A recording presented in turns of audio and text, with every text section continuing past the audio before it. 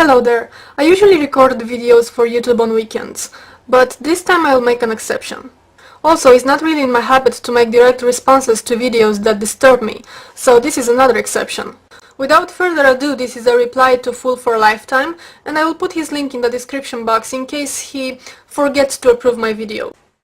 First of all, homosexuality is unnatural. We all know that. It's wrong, okay? It doesn't matter if you believe biblically that it's wrong. It doesn't matter if you believe that it's wrong for education. It doesn't matter if you believe that it's wrong for finance. Just look at the nature of it all. So homosexuality is unnatural. Then how come you find it all over nature, from butterflies to apes? Oh, but wait a minute. You do know that homosexuality is spread in nature because you go on to saying this. And for all of you people out there who want to argue with the animal kingdom, animals do homosexual things. There are certain species of animals. Well, first of all, most animals are stupid. Monkeys are the smartest animals we have, and we know how stupid they are. So if you're telling me that humans are as barbaric and as stupid as animals who eat their own young for survival sometimes, okay? Come on, this is really retarded. It's unnatural, okay? Basically what you're doing here is a big fat straw man. Nobody argues that animals are not stupid, because they are. And nobody said that we should do what animals do. But the point is this. Your statement that homosexuality is unnatural is false. You cannot call it unnatural as long as you can find it all over nature. It's just that simple. So let's move on. Secondly, it does make God mad. Whether you like to admit it or not, it does make God mad. Go read 1 Corinthians chapter 6, verse 14, I believe it is, around there. Homosexuals shall not inherit the kingdom of heaven. It says it clearly. Apostle Paul in Romans, I believe it is. Man shall not lie with man. What is so hard to understand about that? It makes God mad, okay? For your point to be considered valid, first you have to do three things. First, you must prove that there is a God. Second, you have to prove that your God is the real God. Third, you have to prove that the Bible is the Word of God. Yeah, I wish you all the luck in the world with that. Now, if you manage to do a miracle and prove all of these things, you are still left with the interpretation of the Bible. Yes, there are a few passages who condemn homosexuality. But there are also some passages that condemn touching the skin of unclean animals. Are you wearing any leather products? And what kind of leather is that? Do you play basketball? From what kind of leather is that ball made? I'm sorry to break this to you, but according to the Bible, this is an abomination. Do you know what else is an abomination in the Bible? For a woman to wear men's clothing. And since we are on this very lovely topic, I just want to make a quick note to Yokap's brainwashed wife. Caroline, honey? You know, you often dress like a dude. It's an abomination. But let's keep rolling. You know, it's genetic and it's not something you can help.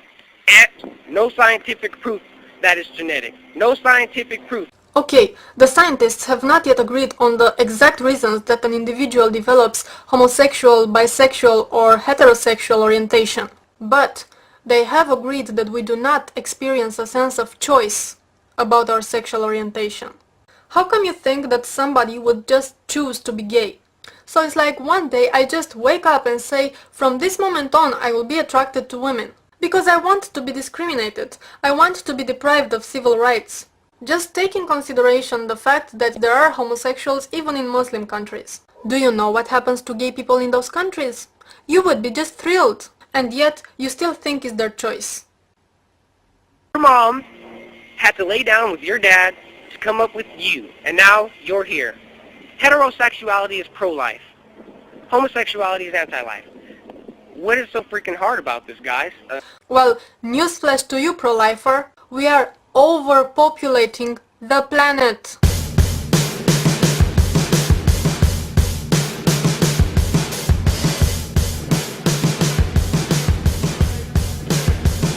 So if you look at the problem from this point of view, heterosexuality is the most dangerous sexual orientation in our times. People should have the right to be with who they want to be, which is why we put rapists in jail for raping little kids, which is why we put molesters in jail for molesting little kids. I mean, hey, if the same sex is your thing and little kids is my thing, then fine, you know?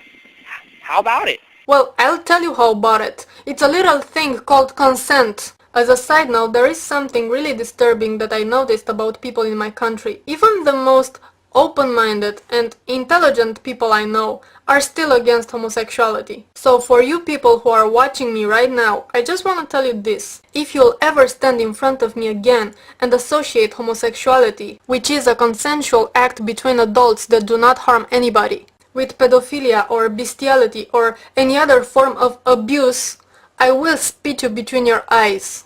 'Cause I'm a lady like that. But let's go on. You know, should you be allowed to marry your mom? How about it?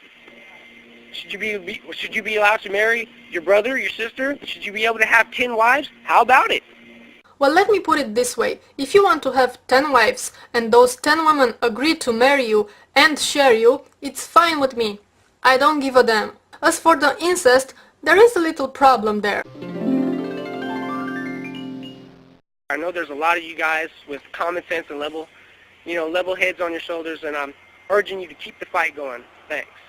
Why is it so hard for you to understand that both heterosexual and homosexual behavior are normal aspects of human sexuality? Both have been documented in all the different cultures and historical times. Those convictions that you have are not justified by religion or by logic. You are just a homophobe. Your hypocrisy is much too obvious, especially when you preach about Jesus and love, while in the same time all you do is promoting hatred.